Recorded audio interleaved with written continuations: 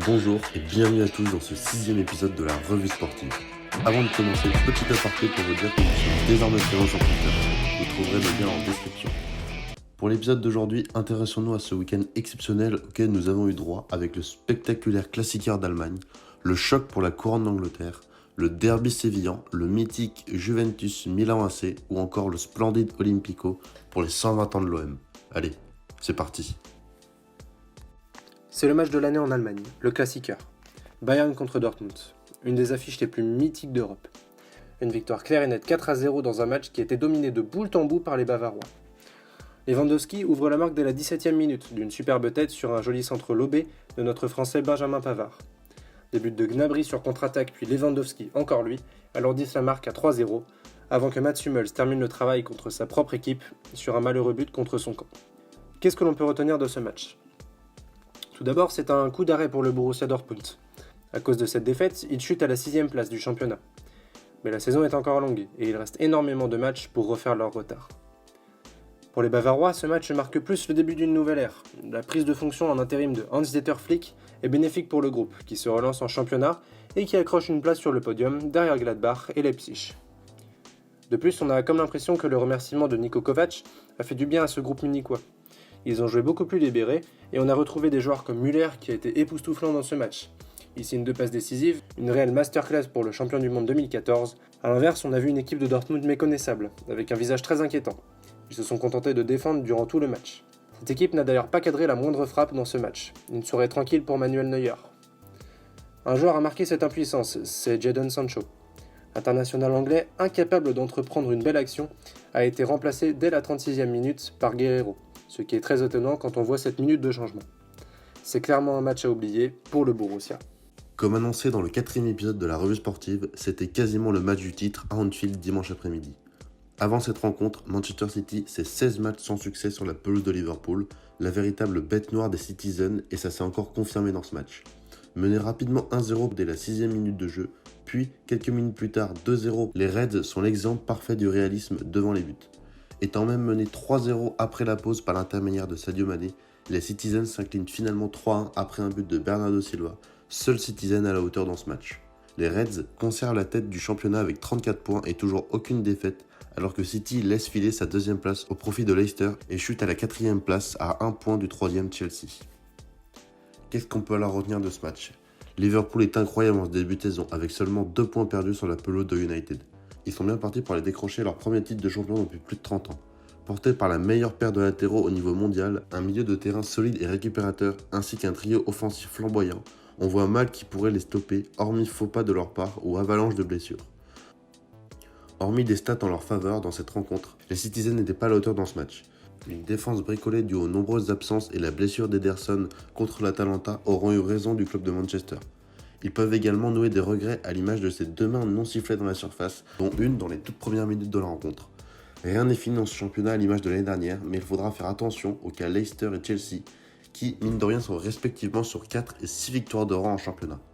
L'équipe de Guardiola va devoir s'accrocher quand on sait qu'il leur reste encore à affronter Chelsea, Manchester United, Arsenal et Leicester dans cette phase d'aller, alors que Liverpool, eux, les a déjà tous affrontés. Encore un gros match dans ce beau week-end de football. D'un côté, la Juventus de Sarri, de l'autre, l'AC Milan de Stefano Pioli. La Juve, en vrai diesel, est montée en puissance petit à petit dans ce match. La seconde mi-temps tourne totalement à l'avantage des partenaires de Cristiano Ronaldo. 2 grosses actions de Blaise Matuidi ont bien failli faire chavirer le cœur des supporters turinois. Ce sera finalement Paulo Dybala, très en forme en ce début de saison, qui marquera le seul et unique but du match d'une superbe action pour faire gagner son équipe. 1-0, c'est le score final. Donc qu'est-ce que l'on peut retenir de ce match ? Le duel continue en haut du classement de Serie A, entre la Juve et l'Inter. La Juve garde sa place de leader grâce à cette victoire. De son côté, l'AC Milan est en pleine crise. Malgré un groupe de grande qualité avec des joueurs comme Donnarumma, Piatek, cette équipe n'y arrive vraiment pas.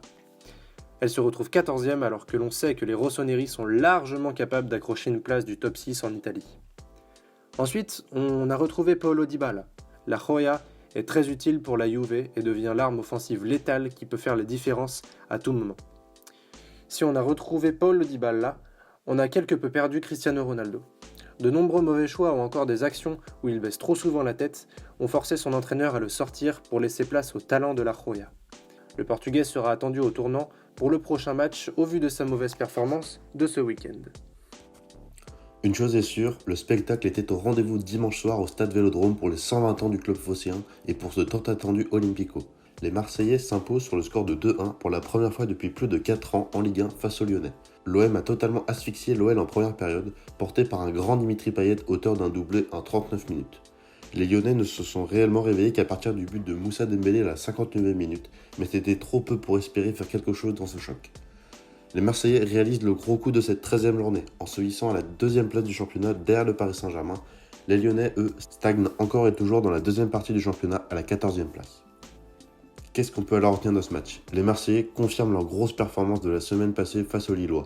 La masterclass de Payet en première mi-temps et la maîtrise de Morgan Sanson ont totalement plombé les Lyonnais, incapables de réagir face au pressing intense impulsé par ces deux joueurs. Néanmoins, tout n'a pas été parfait non plus. Les Marseillais écopent encore d'un carton rouge dans cette rencontre, et qui plus est, c'est le 2e de la saison pour Álvaro González pour une faute en retard sur Dembélé. On peut également se demander où est passé Dario Benedetto. Puis, quoi dire de plus à cette saison lyonnaise totalement incompréhensible ? Après 3 victoires de suite gagnées avec caractère, les Lyonnais n'ont guère montré de répondant dans cette rencontre. Entre les choix surprenants de Rudy Garcia comme la sortie de Reine Adélaïde en début de seconde mi-temps, ou encore l'absence de Memphis Depay sur blessure, véritable leader offensif sur ces dernières semaines, l'OL ne parvient pas à repasser en première partie de tableau. La saison n'est pas finie, loin de là, mais on a quand même des raisons de s'inquiéter au vu de la qualité de cet effectif et du calendrier périlleux qui les attendent après la trêve. C'est l'un des derbys les plus intenses et les plus beaux du monde, c'est le derby sévillan. C'est un match offensif et plaisant comme on pouvait s'y attendre. L'ouverture du score intervient rapidement dès la 13e minute et l'égalisation intervient juste avant la mi-temps. On pouvait s'attendre à un match nul, mais c'est finalement le Hollandais Luc de Jong qui offre la victoire aux siens, 2-1 et victoire pour le FC Séville dans ce derby. Qu'est-ce que l'on peut retenir de ce match ? Donc un derby plaisant qui nous a offert beaucoup de spectacles. Le FC Séville signe une belle victoire dans ce derby et reprend la 4e place à la Real Sociedad qui signe un match nul ce week-end. Mais cette victoire enfonce un peu plus les hommes de Roubi. Ils descendent à la 17e place et voient dangereusement la zone rouge s'approcher. La saison est encore longue et on imagine mal le Betis finir à cette place, mais ce début de saison n'annonce tout de même rien de bon dans la course aux places européennes. Ensuite, le Betis c'est une équipe en crise. Malgré de bons apports comme celui de Fekir, les pertes de joueurs importants font très mal. La défense n'est pas irréprochable non plus et a encaissé un total de 23 buts en 13 matchs. Ensuite, le FC Séville, quant à lui, marche plutôt bien. De plus, Luc de Jong, quant à lui, lance enfin sa saison. Le buteur des Pays-Bas marque son premier but sous ses nouvelles couleurs. Ce premier but dans un derby va en ravir plus d'un et va surtout lui faire énormément de bien. Donc voilà, c'est la fin de ce nouvel épisode de la revue sportive. J'espère que ce dernier vous aura plu. Si c'est le cas, n'hésitez pas à nous le faire parvenir dans l'espace commentaire. Si vous avez raté le précédent épisode, pas de panique. Le lien est disponible en description et il s'affiche également à votre écran. Quant à nous, on se retrouve mercredi prochain, même lieu, même heure, pour encore plus de sport. C'était l'équipe de la revue sportive, et sur ce, bonne fin de journée à tous.